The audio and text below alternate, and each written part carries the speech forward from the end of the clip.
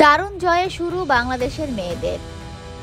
Batting bowling মিলিয়ে দুর্দান্ত খেলল দেশের মেয়েরা। মারুফা আক্তারের পেস তোপের পর ঘূর্ণি জাদু উপহার দেন স্বর্ণা আক্তার।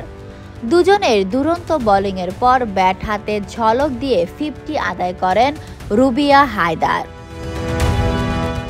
ত্রয়ীর দাপটে পারফরম্যান্সে পাকিস্তানকে 7 উইকেটে হারিয়ে নারী ক্রিকেট বিশ্বকাপ শুরু করল বাংলাদেশ। জয়টা এলো 113 বল হাতে রেখে। লক্ষ্য তাড়া করতে নেমে 50 হাঁকান রুবিয়া হায়দার।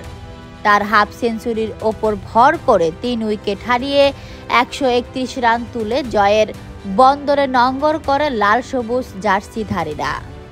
ক্যাপ্টেন নিগার সুলতানা জ্যোতির ব্যাট থেকে আসে 23 রান, আর 24 রানে অপরাজিত থেকে যান শোভানা মোস্তারি।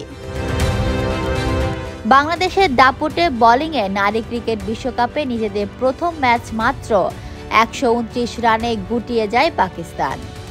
পাকিস্তানের হয়ে ব্যক্তিগত সর্বোচ্চ 23 রান করেন রামিন শামীম। দলীয় স্কোরে 22 রান যোগ করেন ক্যাপ্টেন ফাতিমা সানা।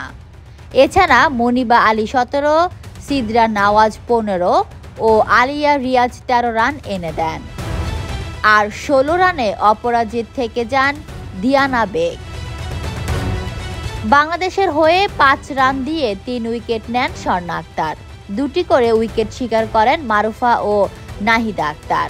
কলম্বোতে টস হেরে মাঠে নেমে দারুণ বোলিং শুরু করে বাংলাদেশের মেয়েরা। মারুফা আক্তারের ঝড়ে প্রথম ওভারেই 2 উইকেট হারিয়ে ফেলে পাকিস্তান।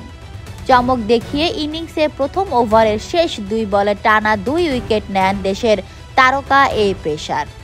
7 ঘরে ফিরিয়ে দেন ওমাইমা সোহেল ও সিদরা আমিনকে।